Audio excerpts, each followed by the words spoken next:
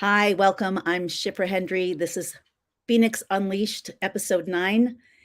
And our topic is Noah, Abraham, and the Observer Effect. So, this is a very profound topic that is extremely, extremely relevant. You'll see in a minute why. Before I go actually into the material that I have to share with you and the thoughts I have to share with you, I want to mention that you that the we have I'm starting a completely new curriculum for my own inner circle for the Soul Infused Influencers program. And if you want to be part of that, you can still do it at the current registration tuition. So reach out to me if you want to discuss that, if you have any questions, or you can just go to the website gateofunity.com/register influencer and find out more about it. Also, I have reopened the replays from 2 weeks ago training, the 5 days of transformational training. So you can still get access to those until tomorrow at noon Eastern time. Plus the special sign up Strong Start Goal Setting Workshop bonus. Anyway, without further ado, so I'm feeling tremendous shifts happening in the world. If you've been following me, you already know this. If you haven't been following me, I'm letting you know now. Tremendous, tremendous shifts happening in the world, and those are accelerating in a deep level. And the way that it feels to me personally, because I'm getting more and more energy sensitive, and I know that many other people are as well. So the way it feels to me personally is something like a cracking, like a seismic shift, like I would imagine the shifting of tectonic plates, or an opening to a deeper level of the earth that would come out through a volcano, like lava erupting. And it's definitely that level of change is definitely bringing in incredible new potential and new revelations, divine revelations at the same time. And it's super biblical. At the same time, it can definitely be terrifying. And I think that I'm pretty sure that what's about to happen in the next few weeks is going to be a mixture of both, or could be a mixture of both. And I think that there's a huge potential in where we are right now for many, many things that were hidden to be revealed. So remember that there's always a parallel between heaven and earth. And when hidden things are revealed on earth, things like agendas and, lies, and that there's a corresponding revelation of hidden things from the blueprint for creation. So our soul superpowers are coming more and more online, and that will also have a reciprocal effect on the earth and new healings, new technologies that will be super favorable to human life and human society and heaven on earth in a way that's sustainable and miraculous and more. So it all goes together. But there is, in every metaphor that I can think of, every example of birth, or how a quantum transformation, like how a piece of coal turns into a diamond, or the ones I keep repeating: chicken, egg, birth, caterpillar, butterfly, phoenix, all those, most of those have something to do with pressure. All but the phoenix have something to do with pressure, with something changing under pressure. And the pressure is definitely happening, and it's definitely ramping up. Let me just disconnect from my WhatsApp. It's beeping. And the ramping up is going to continue and accelerate. Why do I know that? Because we're coming to a massive tipping point. Because we exist in a world where we have access to non-mainstream information, what's happening is that people have, it's been happening for a while, but certainly over the last couple years, last year even more, this past year, people are reorganizing themselves into a non-hierarchical nested system of mini communities within the global community, and sharing information with like-minded people, information, resources, questions, concerns, all of it. And what's happening because of that is more and more is being shared and revealed, and more people are starting to see that things are not what we thought they were. And this is about to hit a tipping point for a lot of reasons I won't go into here. But that fact causes me, on the one hand, great concern, because what are people going to do? And what are the forces that are putting the pressure on, playing that divine role? Not that I'm saying they're innocent in the matter. Like Pharaoh was not innocent in in what he did. He was responsible for it, and yet God used him as an instrument. That's kind of how it works. Like, actually, the Kabbalistic sources say that all of the players, the major players in history who played the role of oppressing people, putting pressure on the coal, or an example that's used a lot in mystical Torah is squeezing the olive. When you squeeze the olive, it gives its pure oil that then not only is a food, but it's what we use to light the Hanukkah menorah. It's the purest light. That's the light of your essence. That's the light of Hasidus, this deepest level of mystical Torah that is revealed and available for us, revealing and available for us right now. But anyway, this concept of pressure. So all these characters, literal human characters who existed throughout history, who put pressure, barbaric, horrendous pressure on people in order to bring out some kind of essential transformation, not a lot of which we don't yet understand. They're all meant, we're told that they're all reincarnated again in these times. These are the last days, so to speak. It's not the end of our world. It's the beginning of a rectified world. It's the end of this incredible, horrific. I'm going to hold back on the words I would like to use right now. It's the end of the human condition that's run by the energy of the snake. And I know that I'm very well aware that there are all kinds of things about that I don't yet see or understand. So I am in this process as well. And I'm sure I'm going to I'll have a lot of things revealed to me, not only from the inside and the divine level, but from the outside and the, human or being, creation level. And so will we all. So that's where this comes in. That's where the observer effect comes in. There is absolutely, not just in quantum physics, but I think most of us at least have some actual inkling that there is some way in which the way that we perceive reality influences it. Reality is malleable. And how malleable is it, to our own conscious desires? That depends on us. That depends on, what the lessons are. That depends on our level of evolvement, what rectifications still have to be made. But mostly, I think it depends on how aligned we are with that actual potential. There's a lot of free choice here. There's a lot of choice that we can make. So the question is, what are we observing? As we perceive that there is an absolute imperative necessity for things to change. There's an absolute imperative evolutionary, cosmically evolutionary imperative for this process, for this metamorphosis, birth, whatever, rebirth process to happen. It's happening. It's reaching its peak. About that, we have no choice. That's part of the evolution. When baby doesn't, the mother's not, this happens a lot, like the mother's, 9 months, I'm pregnant. I feel like I've been pregnant for 15 years, but then it comes and it's like challenging. And the mother's like, I'm not ready. I'm not doing this. There's no choice. You don't have a choice. There's only one way out, and that is through it. But it's an evolutionary process, and it can be joyful, and it can be pleasurable, and it can be amazing. So that depends to a huge degree on the observer effect. And when I say to a huge degree, I'm coming here to tell you that I don't know how huge the degree is.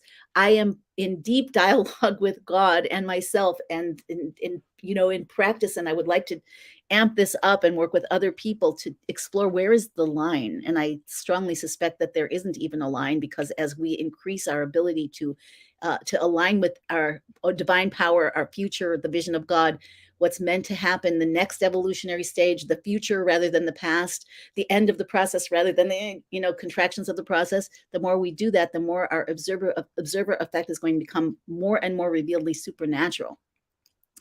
That I do actually deeply believe. My only question about that is, what is the path forward for me to enhance that, deepen it, accelerate it right now? And I'm in that question big time. Okay, so I would first and foremost love to hear, you relate to this? Is this something that you want? I want to know who's in it. I am perceiving last night, I don't know how many people who will hear this. Looks like Facebook is seriously throttling, but it doesn't matter, because people come afterwards, and whatever needs to get out will get out. It's not all happening directly through me. But in any case, last night I was in a conversation. We call it a Farbrengen. That's the Hasidic term, a gathering, a warm-hearted, authentic gathering in which we all seek to grow and help each other grow. So we were in an online Farbrengen with a few other people that, special people. We're all special people. Those that happened to be the group of special people that was online last night. And then there were other really special people who were listening and participating and sharing and asking questions. And I think that this might be part of the call of the hour, that everybody should be having these conversations. You can call them awakening conversations. You can call them a new reality conversations. If you don't relate to the Torah word geula, which means redemption, liberation from everything that binds us, an up level to our next and then next and then next and then next stage of evolution, a freedom from all of the cosmic laws of nature that have held us back from this snow globe, a world of heaven on earth. That's geula, and that's just part of what geula means. But like every word in Hebrew, especially Torah words, they carry a complete world of information that you have to unpack, that you can unpack, and then will continue to be unpacked. But whatever label you would want to give to having a conversation about what's possible, what's going on, what am I feeling, what do I do about it, what is being called out from me? I have no clue. How do I get a clue? Is it prayer? Is it asking for people who do know? Is it gathering and to with other people to create a collective consciousness? The word Mashiach, the Redeemer, is the same basic word as Messiah, which means to talk. So we reveal the new level, we reveal the new quantum stage that is the purpose of all of this human history that we know of. The last 5,782 plus years. It has an end game, and the end game is unfolding now. And that end game is Mashiach and Geula, Redeemer and redemption. There's a spark of the Redeemer in each of us, as well as the central soul, which contains the spark of all of us, the souls of all of us. Adam was one. Moses was one. Abraham was one. In his time, I'm going to go talk about Abraham and Noah soon because there's a reason for that. It's very relevant to you, to all of us.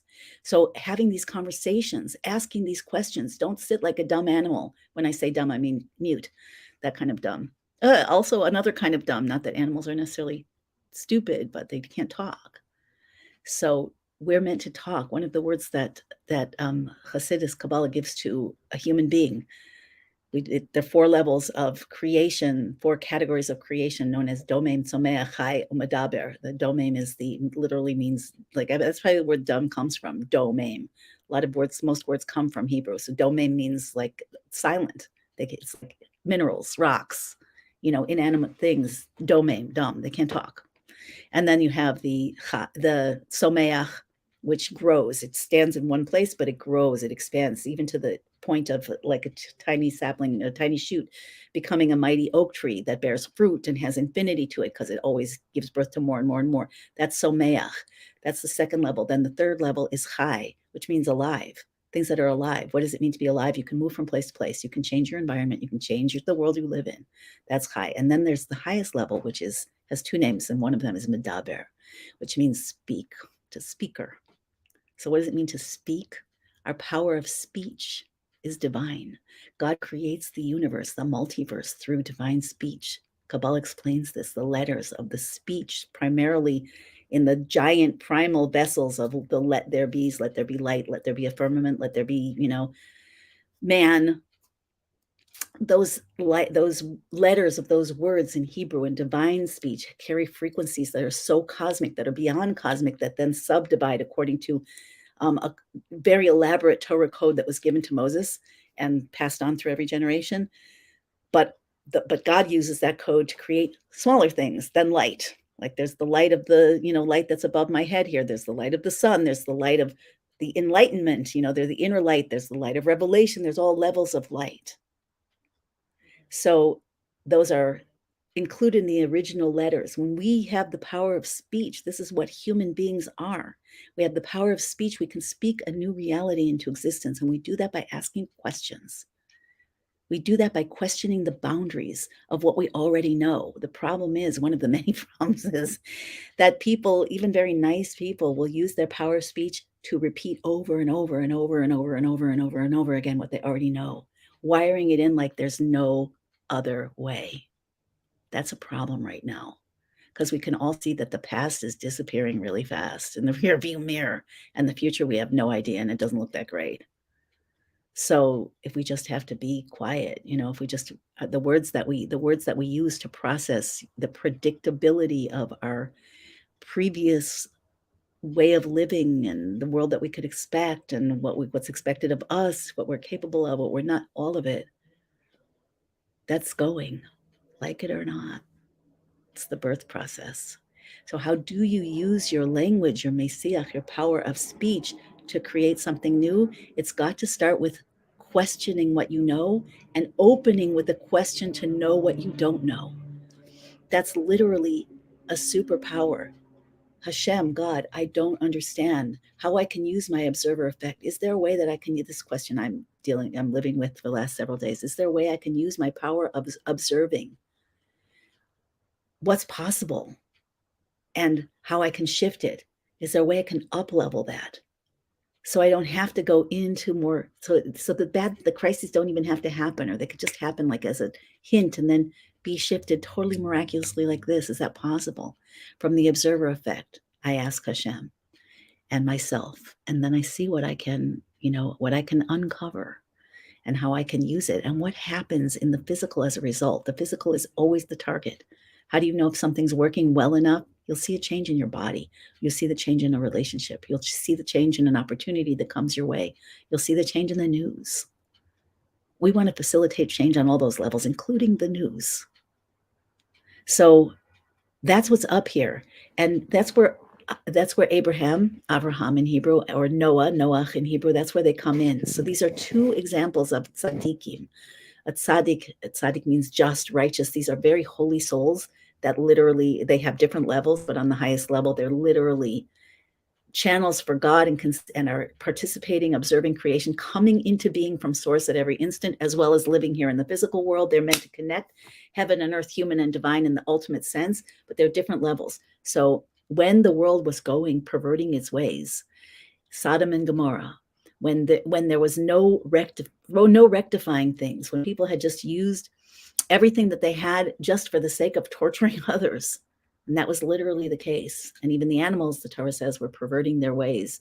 So this is an anti-God quality. This is anti-destiny. This is an opposition. The world is created in a state of force and counterforce. So there's always opposition, but the opposition took over the power that God embedded in Adam, in the first man, and Eve. The divine breath was still in a state of such massive revelation that people who were not mature and evolved in their consciousness and in their soul level, they were able to use that power to pervert the agenda. That's still happening, guys. All those people are back.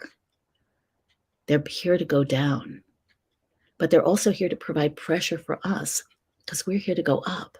And without the question, without the pressure, there's no question. And without the question, and certain kinds of pressure actually eliminate question. Like if you're too busy, you're too oppressed, you're too burdened, I can't even think anymore. So we want to shift our observation of the pressure even to, this is pressure that's taking my coal parts of myself and bringing out diamond. That's taking the opaqueness for which I can't see, that's so painful, and turning it into transparency or translucence, or even an ability to shine new light into the world. So the observer effect, it's all about that. Noah was called in the Torah a tzaddik, but he's also called a tzaddik in his times. And the question is asked, there are always questions by the sages. That's one of the ways, I just said it's the question. So the sages questioned the Torah in accordance with the codes of the Torah, as we are still supposed to do and here to do. And through that, new revelations came about. The Torah is the blueprint for creation. So when new levels and revelations are uncovered from the Torah, new things are possible now in the world, in the physical. It always comes down to the physical. That's always the target. So Noah was a tzaddik in his times, and and what is the question? What is the discussion? So there's an opinion that says that even if he'd been, in a higher time, he would have been a tzaddik in a time where he was living in a world of idol worship and perversion. So that even though that he was in such a lowly world, he was able to maintain a level of tzaddik. That's one interpretation. Another interpretation is, compared to the tzaddikim of the future, he wasn't such a tzaddik. So what is the quality of Noah that I want to bring up for our discussion and our future path forward? You guys want to be with me on the future path forward? Do you? If you do, I want to see you share that on YouTube or in Facebook. And I'm sorry, I don't always get back to answering comments. I see them, but I see them like in my email sometimes, not always on. I'm not always getting back, and I want to work on that. But we got to be in this together. And I want to be part of the group that is not sinking, sink, swim, or fly. I want to be in part of the group that's flying. So if you want to be in that with me, this discussion is super important for you, and it's super personal and super relevant. So Noah, his thing was he built an ark. He believed in God. He really did. He disregarded everybody scoffing, had some sovereignty. He stood up, and he knew that he was told the world's going to be flooded to the point of total destruction in 200 years. Build this ark, take 2 of every non-kosher animal, 7 of every kosher animal, put them on the middle floor of the ark, and tell people, wake people up, tell them that something is happening, and it's going to be cataclysmic, and it's going to be overwhelming, and here's a place you can stay safe. There's an ark here. There's an ark, come to my ark. And people basically made fun of him. One of the things that for 200 years, he had a long time to prepare people. And one of the things that makes him special is that he stood up to all the scoffing, which is our commandment. Don't be embarrassed or shut down in the face of people who make fun of you. They don't get it. You're in the front car of the train. They'll see it eventually. Right now, they don't. So don't turn around and adjust your level to the people in the back of the train. That's not your job. That's not going to help anyone. And it's a tough position to be in. It really is. It's really tough to see a truth and to see that people around you don't see it and that they even think you're crazy. It's tough. But, in the front car, you've got what it takes. Anyway, so Noah basically tried to persuade the people, wake them up. He built the ark. He took the animals. They don't have free choice in that sense. They didn't resist and they didn't make fun. They came in the ark. We see like animals running away from tsunami. They've got an instinct. Humans don't operate mostly on instinct. We suppress our instincts and we operate on our beliefs, which are mostly past-based, blah, blah, blah, blah, blah, left brain. Don't tell me something different. I don't believe you. You're stupid. Okay. Sometimes directed against ourselves too. Don't be stupid. Don't be crazy. What nobody else sees what you see. You're probably off. Don't trust yourself. That's the voice of the snake. So at the end of the 200 years, the water starts to, come down. People still, it rains. Rain's normal. What do you mean? The past history repeats with rain. We're supposed to be afraid of some rain. End of the day, we all know that Noah sealed the ark when he had to, and they floated for many months in a world where everything else died. Okay, that's Noah. But that is not our ultimate model. Our ultimate model, who also Noah is actually the father of all of humanity. There is no human alive who didn't come from that lineage, because everyone else was destroyed except Noah and his wife and his sons and their wives. So everybody was a descendant of Noah, everybody who lives. That's why, parenthetically, if you're familiar with the 7 Noahide laws, which you may or may not be, these are the Torah laws for nations of the world. They're really called the Sheva Mitzvahs B'nai Noach, the 7 commandments for the children of Noah. Who are the children of Noah? Not the people who do the 7 commandments. It's everyone. Everyone's a child of Noah. These are the God's commandments, as the Rebbe put it, that will create an inhabitable, sustainable world.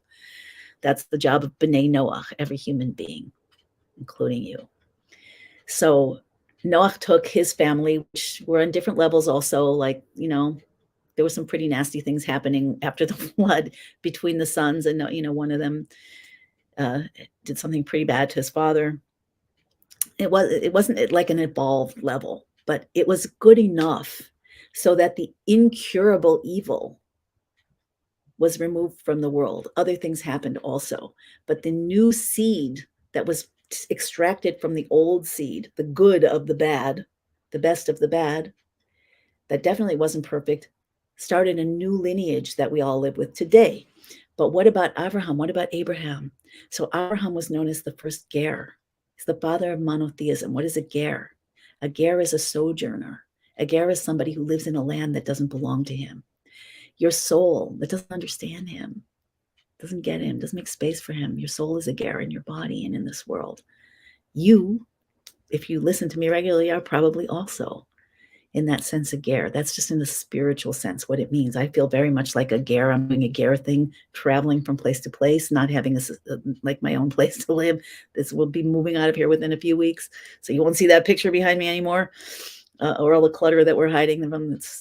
We moved into a highly furnished apartment for a few months, and I don't know where we're going next. We'll see. And that's kind of how God directed the Jewish people when they left Egypt. Definitely Abraham was directed to go, he went from place to place. And as he did, he was looking around. First of all, he smashed his father's idols. These idols aren't God. He was looking for God. And his journeys involved finding God. So just, heads up before I conclude this idea and explain why I think it's so relevant and where we go next. So basically, ger also, there are very different, many different, several different ways that the word is used in Torah. And one of them is a ger tzedek, is somebody who converts to be part of the Jewish people. The assumption, the Torah presumption is, so the truth is that anybody who ends up converting in accordance with Jewish law, not human law, but Torah law, always had a Jewish soul, always had their soul came down with a mission. That's what pushes them to convert. But a lot of people feel like part of this mission and aren't necessarily supposed to be part of the Jewish people. A ger is doing more than his job. He's doing more than the basics. To keep the fundamental laws of Noah, that means you're not actively destroying the world. Those 7 laws for all B'nai Noah, all the descendants of Noah, you're not actively destroying the world. To be a ger, you're helping to build it. And that is a spectrum. And it starts from the 7 laws. And it can even start, you can even start your journey when you don't know about the 7 laws, but you want to be closer to God. You want to be part of building the new world, building the world. You want to be part of the creation process, not the destruction process. So the forces of evil embedded in the snake are actively, continuously seeking to destroy. Likewise, Pharaoh, likewise, Hitler, Yamach Shemo, likewise, the people, many of the people and agendas that we are living with now. And I honestly don't even know how deep it goes, like on the creation level. I don't, or any level really, but I know that it's really complex and it's been here forever and it's got to go now. Everything, all forces have like the Kabbalah says, all forces involved on the side of destruction are coming back now, and here they are. And they're being revealed, not because it's getting worse, because it's getting more intense, like the end of every birth process, because everything has to be revealed in order for it to be destroyed in front of all of our faces, and in order for us to participate. And this is the final stage of access, of process into the new world of Geula revealed. That's a world of heaven on earth. So it's just like transition is the final stage of a birth process that takes all the pressure off. The pressure doesn't increase forever, but it doesn't get less as the baby's closer to be born. It's the opposite. You really have to see that. So what did Abraham do? Abraham was a ger, meaning he was moving ever closer to his relationship with the one God. No intermediaries that you have to go through. You can't get there except for me. No idols, whether it's, a little statue or money or whatever. Nothing controls your world except for God and your relationship with God. Now that's a process. We're all on that path in one way or another. We all have certain kinds of idol worship where, we go into fear and we get into separateness and we forget, or we don't trust or whatever. We're rectifying that. That's primarily what we're doing here. And we do it imperfectly and it's all good. The struggles are holy. They don't make you wrong, bad, fatally flawed, none of that. They're your mission. And we're all into it together. And that's why God's accelerating things also. The pressure on the coal reveals the diamond. It's a refinement process in which ultimately we are portals of revelation for infinity and divinity, infinite divinity from within our own selves. I've talked about this before. So what did Abraham do? Abraham didn't build an ark where he was safe and nobody else wanted to join him. Okay, to each his own. Abraham wandered, and Abraham sought, and Abraham learned, and Abraham discerned, and Abraham cared, and Abraham passed tests in his spiritual evolutionary process of quantum leaps. And because we're all descended, at least spiritually, from Abraham, anybody who's seeking a monotheistic path is in the spiritual descendants of Abraham Avinu. He's called Abraham our father. So he went through stages of spiritual evolution, quantum leaps that were internalized in all of our souls, the powers to do that, the powers to stand in a world of idol worshipers and to seek God and to know God and to have an intimate relationship with God and to have the blessings of that and to pass it on to future generations, to pass it on to mighty hosts of humans. So that was Abraham in his times. And in our times, we all have the opportunity to be Abraham in our times. And what does that mean? To be the father, mother, the progenitor of something new, a new quality of relationship with God. As we're moving, as we're in a land, a shalolahem, a land that doesn't belong to us, a world that doesn't seem to belong to us, mighty forces. I mean, Nimrod threw him in a fiery furnace. If you don't know the Bible, Nimrod was also back.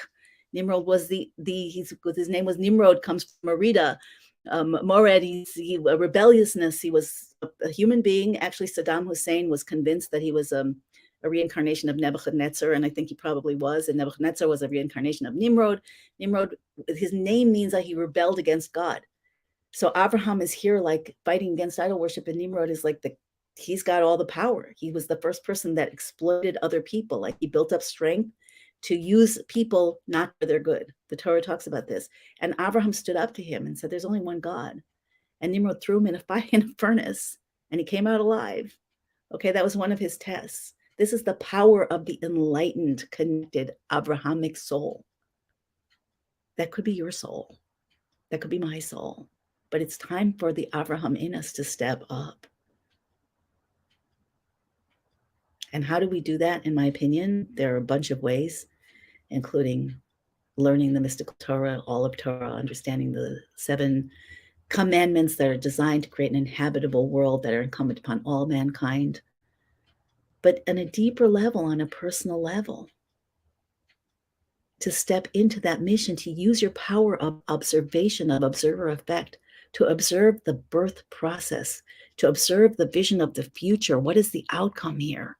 What has to happen? To observe the cracking of the earth that I'm kind of seeing as an image. I don't know if it's a real earthquake. I don't think necessarily, but like definitely something, that people are like, ah! So to use anything that might happen or that we even fear might happen to catalyze deeper revelations of our ability to observe in a way that changes things on the ground, in the body, in the news. And that's what I'm talking about today. So I would like to hear from you. Literally, I do not get enough comments from you. What is it? How does this hit you? Are you into this? Are you saying yes to this process? Is this something that you want to participate in the journey of Abraham? Do you have questions about it? If this resonates with you, again, I'm inviting you to like, comment, share so that more people can be part of this. And to go back to what I said in the beginning, the human being is the medaber. The speaker. There's another word for human being also on a higher level, the mahalech, to make quantum leaps from one level to another. So speech is a little bit more static. We're in one place and we speak, and that changes what's in our world shows up. Mahalech means change the whole field. Just dive into another dimension of the multiverse and bring it in. And that's also what's up for us now. That's also part of this journey. And when Abraham did it for everybody. Abraham was feeding people, was creating worlds, was creating a legacy that would last till the end of time, that would grow into the millions and the billions. And each one of us has that within us right now, that power. So as a medaber, as a speaker, as a mahalech, as a leaper, that is the path for those who are choosing to say no to fear and victimhood. And yes, you will get triggered sometimes. I was very triggered last night when I heard something all through the night, and just helps me to grow. That's where this is now coming from. So it's all part of the same process. The descent, the pulling back of the string on the bow so that the arrow will shoot farther forward, pulling your hand back to throw a ball, hitting a wall in order to regroup and to get your power forward, to look deeper for a door, or to break through something. That is the process of quantum transformation. And that's what is up for everybody now. The question is, are you going to go kicking and screaming, or are you going to be a co-creator here? So that's it for today. Again, if you want to check out the program where you're part of my inner circle and I mentor you on a personal level within the group format, and even sometimes if I really feel, if I have the time and space and whatever, even other ways, check out and where you have, it's an incubator for leadership, really, the soul infused influencers. I called it influencers because people are afraid of the word leader. But the truth is that when you live your mission, even in your own mind and heart, you are leading. That's the path of Abraham. He asked questions. He looked for answers. Was he a leader? Oh, the ultimate. Okay. So that's leadership. And the Soul Infused Influencers Breakthrough Program is really a leadership incubator for soul-based, talented, spiritually ambitious seekers who know they could be more and want to bring that online in whatever areas. You can check that out if that is you. And if you're not sure, reach out to me. We'll talk about it at www.gateofunity.com/register influencer. Okay, that's it for today. Lots of love for an easy awakening.